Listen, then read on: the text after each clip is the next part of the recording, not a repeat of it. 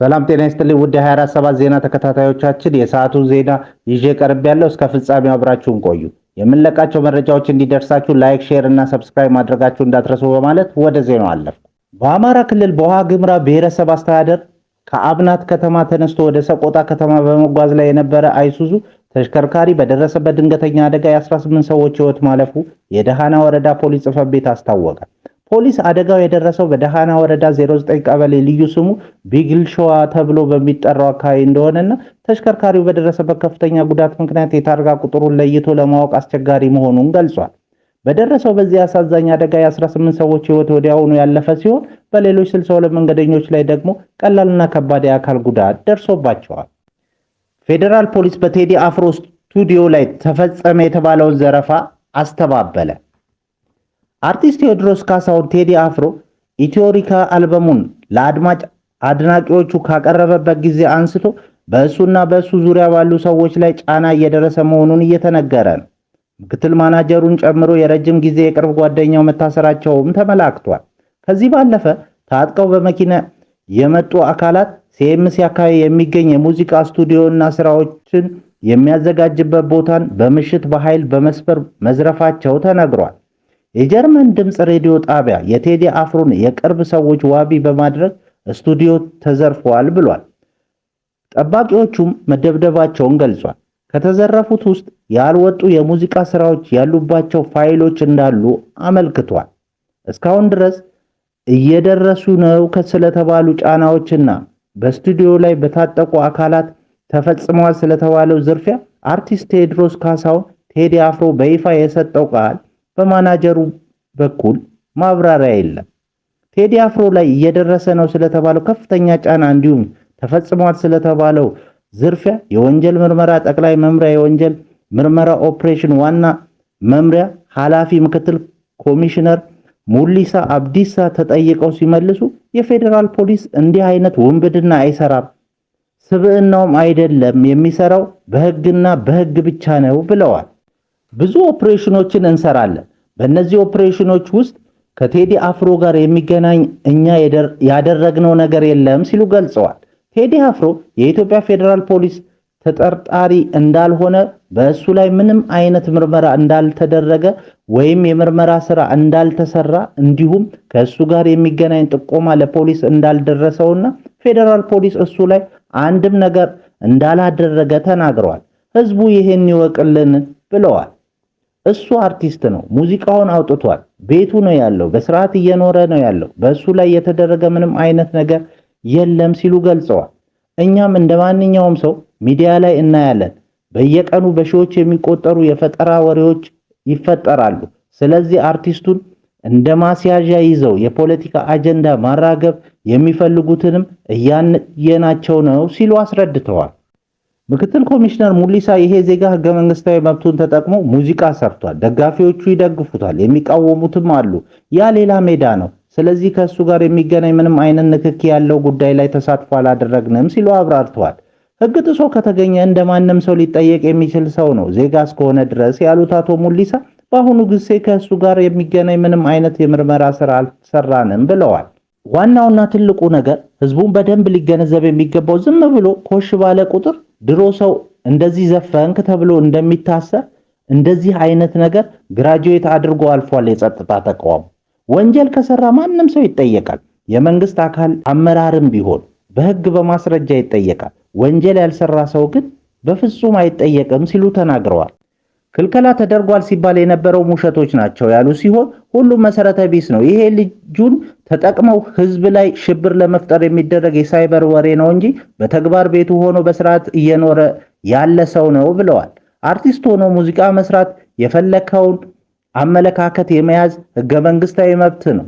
ከዚህ ውጪ ያለ ማስረጃ ሰው የማይያዝበት ሂደት ፈጥረናል። ለዚህ ቴክኖሎጂ ተጠቅመን የትኛውም አይነት የምርመራ ስራዎችን እንሰራለን። የምንሰራቸውንም በግልጽ ለህዝብ እናሳውቃለን ብለዋል።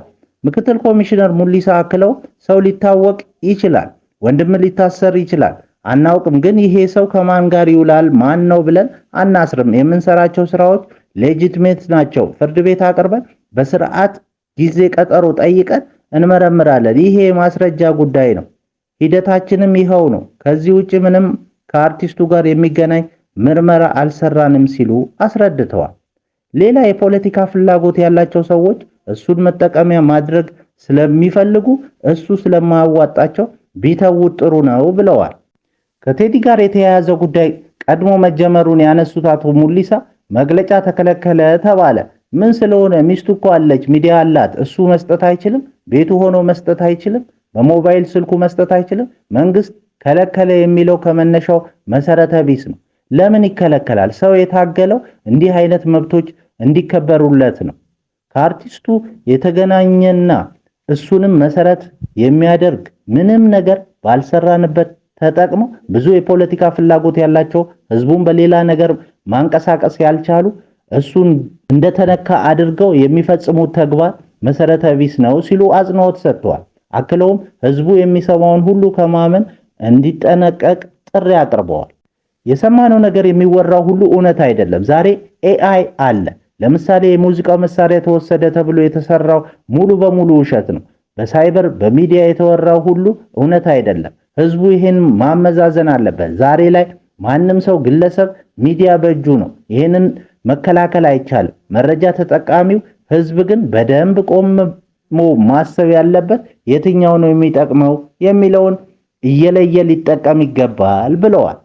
በሌላ ዜና በአሜሪካ ዋሽንግተን ሂልተን ሆቴል በተካሄደው የዋይት ሃውስ ዘገባዎች የእራት ግብዣ ላይ ጥቃት ለማድረስ የጦር መሳሪያና ቢላዋ ታጥቆ የገባ ግለሰብ በቁጥጥር ስር መዋሉ ተነገረ። በምሽቱ እራት ግብዣ የአሜሪካው ፕሬዝዳንት ዶናልድ ትራምፕ እና በርካታ የአሜሪካ ከፍተኛ ባለስልጣናት የተገኙበት ነበር። ፕሬዝዳንት ትራምፕ ምንም ጉዳት ሳይደርስባቸው በፍጥነት ከአዳራሹ መውጣታቸው ታውቋል። እንግዶች ጠረጴዛዎች ስር የተሸሸጉ ሲሆን እንግዶቹ ዝግጅቱ ከተካሄደበት የዋሽንግተን ሂልተን ውጪ የተኩስ ድምፅ እንደሰሙም ተናግረዋል።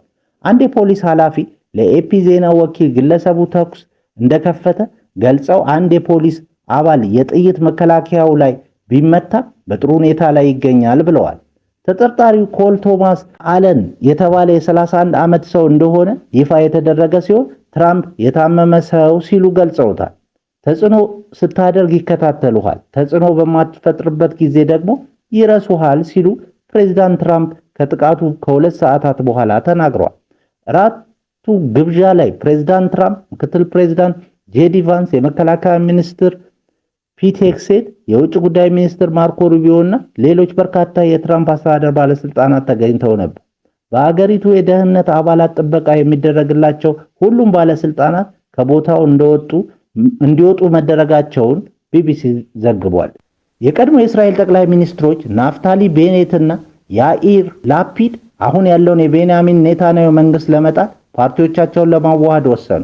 ይህ ጥምረት በመጪው ምርጫ ኔታንያሁን ከስልጣን ለማውረድ የታለመ ሲሆን አዲሱን የፓርላማ ቡድን ናፍታሊ ቤኔት እንደሚመሩት ታውቋል።